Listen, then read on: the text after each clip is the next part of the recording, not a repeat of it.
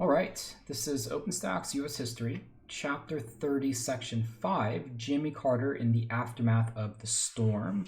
So the storm that this is referring to, of course, is the Watergate scandal and the resignation of Richard Nixon, which was, in Gerald Ford's words, a national nightmare, but that national nightmare was over. Jimmy Carter ran for president in 1976 as an outsider, somebody who had no political experience. He was a peanut farmer, or at least portrayed himself as a peanut farmer from Georgia, running on a campaign of anti-Washington and a very simple, sort of straightforward slogan, and that is, "I will never lie to you." And of course, the big lie being not just Watergate, but the lie over Vietnam, of course, which was published in the Pentagon Papers. And, you know, given what was revealed in the Pentagon Papers, given what happened in the Watergate scandal with Richard Nixon, Americans really just wanted an honest broker as president, someone who wasn't tainted, who wasn't corrupt, who was going to tell them the truth. And in the election of 1976, Carter, which was running as the Democrat, was running against Gerald Ford, who was the Republican. Carter won that election.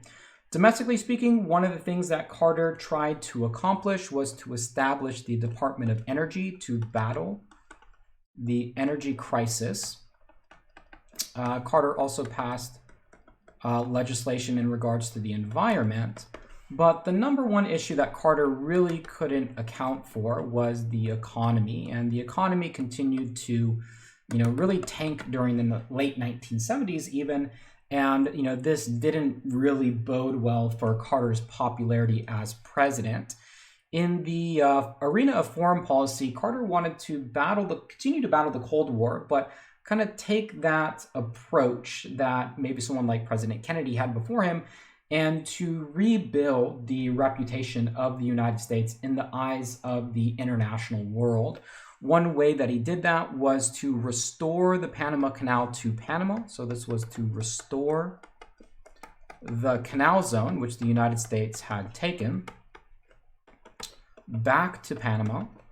And by the 1990s, the Panama Canal Zone went back to the country of Panama. This was a way of creating a more positive image of the United States, particularly in Latin America.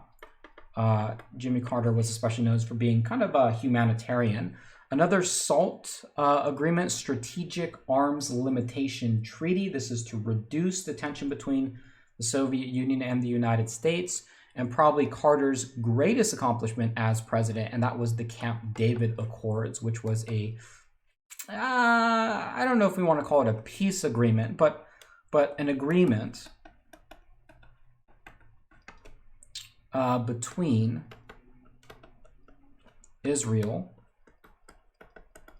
and Egypt. And, the Middle East had been such an area for violence all throughout the 1950s, 60s, and 70s. You have 3 wars occurring between Israel and their neighbors. And the ability for Carter to get an agreement between Israel and Egypt was a major diplomatic achievement, even though it didn't solve the problem of violence in the Middle East. It certainly was a major accomplishment for Carter's administration. However, this new direction of kind of a more humanitarian approach, an approach that was less confrontational, Carter couldn't always pursue that, given the events that occurred around the world. And in 1979, Carter, seeking, again, kind of a more reconciliatory relationship with the Soviet Union, the Soviet Union has different plans. And in 1979, the Soviet Union invades Afghanistan. And this prompts an even more tense relationship between the United States and the Soviet Union. Carter condemns the behavior of the Soviet Union in their intervention in Afghanistan. Much like the United States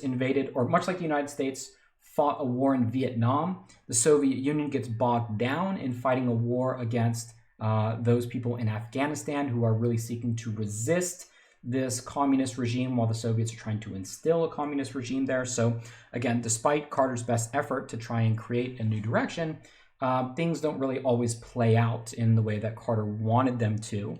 But perhaps the most pressing issue, especially at the end of Carter's reign as president from 1976 to 1980, was what happened in Iran. Iran is a country in the Middle East that during the era of imperialism had remained under British control. Beginning in the 1950s, Iran became independent, but still allowed for, really kind of a British economic influence to flourish there until the election of Mohammad Mossadegh. He was an anti-West, anti-British, in the eyes of the United States, too pro-communist,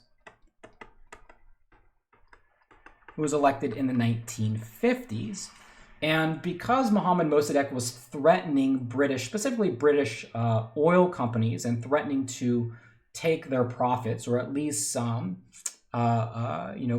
the oil for Iran itself, rather than to allow British companies to come in and extract it, the British Secret Service was successful in convincing the CIA to overthrow. And in the 1950s, I'll just spell this over again, overthrow. And in the 1950s, British intelligence working with the CIA successfully got rid of Mohammad Mossadegh and instead installed the Shah, who was a pro-West, we'll call him a dictator, of Iran, instituted kind of a more pro-American policy, pro-capitalist policy, pro-secular policy, but he wasn't very well liked. He was disliked by a lot of people in Iran for different reasons. Pro-communists hated him. A lot of the kind of theocrats, pro-Islamists, really didn't like his kind of pro-secular stances.